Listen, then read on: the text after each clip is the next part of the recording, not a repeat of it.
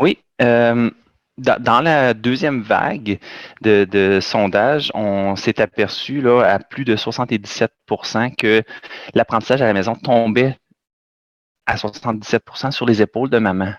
Donc ça, c'était quelque chose qu'on n'avait pas sondé, on était curieux d'aller voir. Donc c'est vraiment quelque chose qui est tombé sur le côté maternel. Là. Donc, tu sais, tout le stress, la gestion, etc.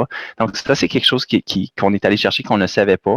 On avait peur aussi parce qu'on a entendu beaucoup dans les premières données, dans les premiers sondages, la première fois, cette détresse-là, hein, cette détresse d'aider son enfant parce qu'on a des familles plurilingues. On a beaucoup de familles plurilingues en Ontario.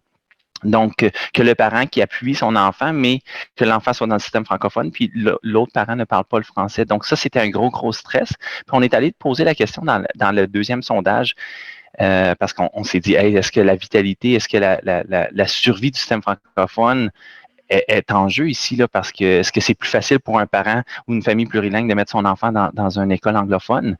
On était vraiment heureux de voir les données. Donc, 82% des parents qui ont répondu au deuxième sondage n'ont jamais pensé quitter le système francophone. Donc, ça nous a rassuré beaucoup, beaucoup. Donc, c'était une belle donnée, c'était une belle statistique là, qu'on était même heureux d'entendre.